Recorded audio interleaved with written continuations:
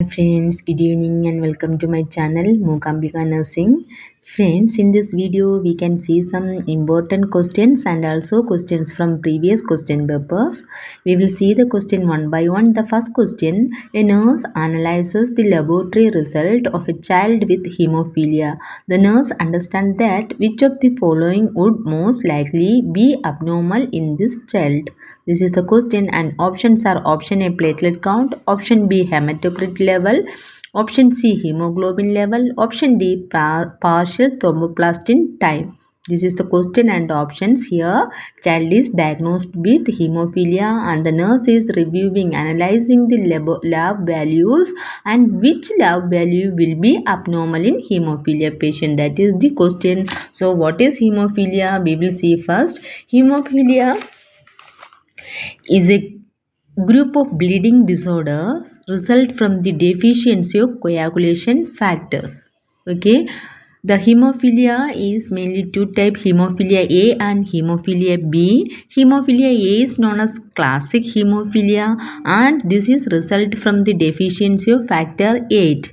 Factor 8 is known as anti-hemophilic factor A. Okay, and hemophilia B is also known as Christmas disease. This result from the deficiency of factor 9. Factor 9 is known as Christmas factor or plasma thromboplastin component or anti-hemophilic factor. In our question, which lab value will be abnormal? That is our question. Usually, the platelet count in hemophilia patient will be normal. Main abnormal laboratory result of hemophilia is prolonged partial thromboplastin time. So, the one of the abnormal lab values of the hemophilia child or hemophilia patient is prolonged partial thromboplastin time. So answer option D is correct. Partial thromboplastin time. This partial thromboplastin time will be prolonged in case of hemophilia. And the platelet count, hemoglobin level and hematocrit value, everything is normal in case of hemophilia patient. Okay. In our question, option D, partial thromboplastin time is correct answer. We will see the next question. Widest muscle of the human body is?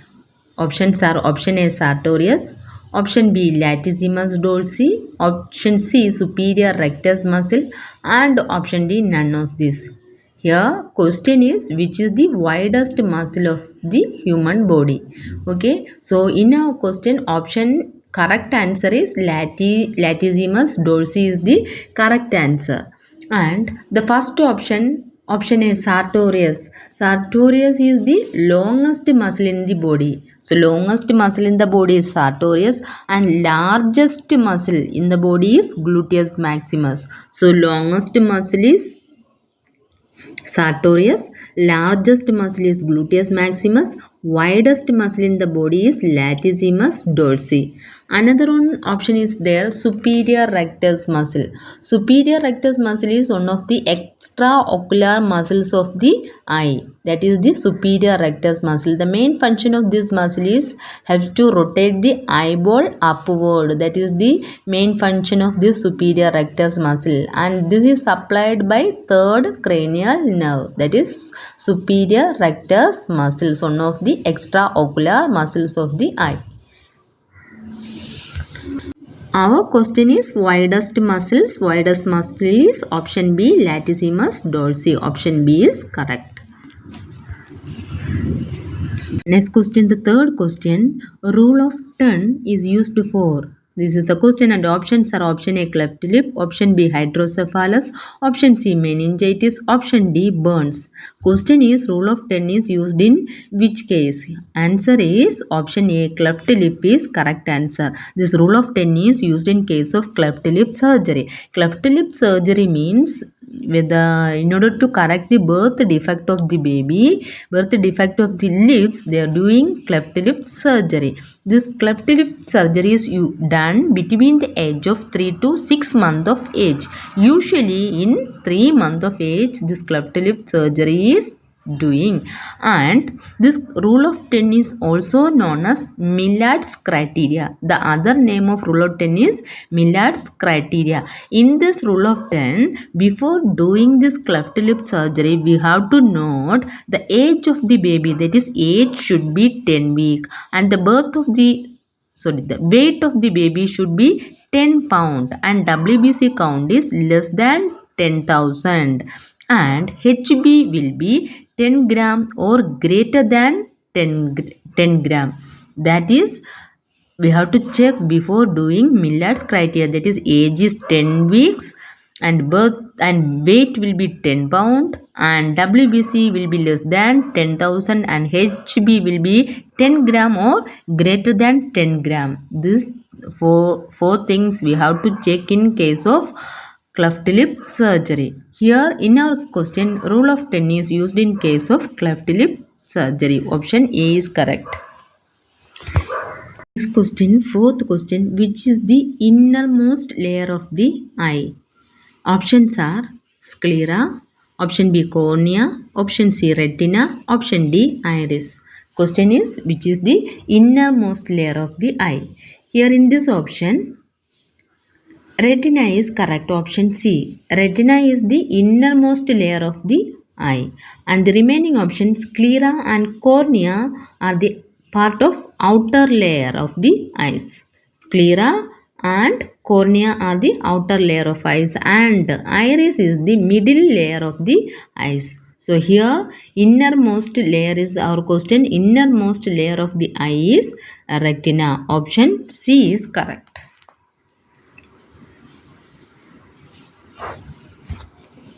Next question, the play associated with toddler is option A solitary play, option B parallel play, option C associative play, and option D competitive play. The question is, which type of play is seen in toddler? This is the question, and the correct answer is option B parallel play. The type of play which is usually seen in toddler is parallel play, and the remaining option we can see in case of infant they like to play solitary play, and the age group is 0 to 1 year. They like to play infant, they like to play solitary play, and for toddler 1 to 3 years they are parallel play, and for preschooler 3 to 6 years they like the play associated with preschooler is associative and cooperative play for preschooler 3 to 6 years, and 6 to 12 years, that is school age group, they like to play competitive play. And for adolescents, that is 9 to 19 years, they like to play games and athletes with strict rule. Okay, for infant solitary play, toddler parallel play, preschooler associative and cooperative play, and school age competitive play, adolescents games and athletes with strict rule. Next question, which of the following is an earliest manifestation of inadequate oxygenation?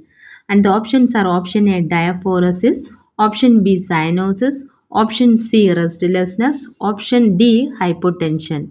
Our question is the earliest manifestation of inadequate oxygenation. First manifestation, that is here correct answer is restlessness. All of this can come in case of inadequate oxygenation, but the earliest manifestation is restlessness. Option C is correct answer. And the remaining option diaphoresis, cyanosis and hypertension all will come, but the earliest manifestation is restlessness. A 10 years old child with hemophilia A has slipped on the ice and bumped his knee. The nurse should prepare to administer an. This is the question, and options are option A injection of factor 10, option B intravenous infusion of iron, option C intravenous infusion of factor 8, option D intramuscular injection of iron using Z-track method. This is the questions and option. Here child is diagnosed with hemophilia A and the child has slipped on the ice and bumped his knees. So what preparation does the nurse can administer to the child? This is the question. So hemophilia means it's a group of bleeding disorders due to the deficiency of clotting coagulation factors. This hemophilia A there is also known as classic hemophilia. It occurs due to the deficiency of factor 8.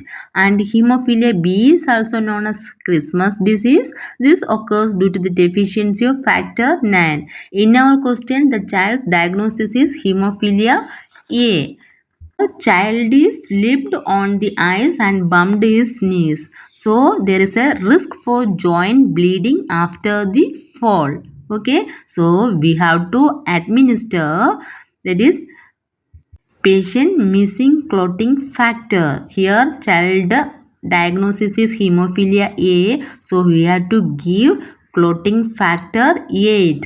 Option C is correct, intravenous infusion of factor 8. Okay. In addition to that, we can give pain medication to the patient also. But here the primary treatment is to replace the missing clotting factor. Also we are giving intravenously. This why we are giving intravenously is to minimize the bleeding, and the remaining option injection factor 10 is not giving, and also iron also not giving. In this case, in hemophilia A we have to replace. There is a child is slipped and bumped his knee, so there is a risk for bleeding, so the nurse should prepare for administration of intravenous infusion of factor 8. Okay, that is the correct answer. Along with that, nurse can give pain medication also, but the primary treatment is administration of factor 8. Next question, 8th question, monosaccharides are. Options are option A proteins, option B fatty acid, option C simple sugar, option D complex carbohydrate. So monosaccharides are also known as simple sugar. Option C is correct in our question. So here we will see simple sugar or monosaccharides are smallest form of carbohydrate. So simple sugar is also known as monosaccharides. They are the smallest form of carbohydrate, and the common example for this monosaccharide or simple sugar is glucose, fructose and galactose. And another one option complex carbohydrate is there. These complex carbohydrates are longer chain of this hydrate, and they are also known as oligosaccharides or polysaccharides. Example for this complex carbohydrate is starch or glycogen. For example for this monosaccharide is glucose, fructose and galactose. These monosaccharides are also known as simple sugar. So in our question, monosaccharides are simple sugar. Option C is correct. The next question, providing immunity is a vital function of which body system? And the options are option A cardiovascular, option B musculoskeletal, option C reproductive and option D lymphatic. Here our question is, which body system play a vital role in providing immunity is the question. So here cardiovascular, musculoskeletal, reproductive and lymphatics is there. In among this, option D lymphatics will come correct. So option D is correct.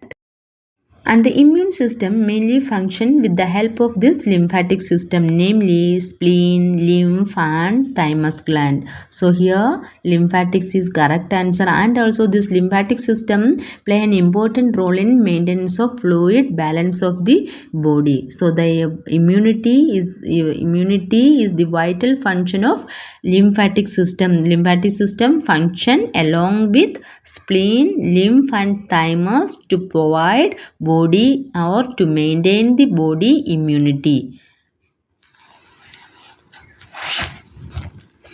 10th question, National Filaria Control Program was started in. Option A 1958, option B 1953, option C 1954, option D 1955. The National Filaria Control Program was started in 1955. Option D is correct, and the remaining option 1958 is there, that is National Malaria Eradication Program in 1958. National Malaria Eradication Program.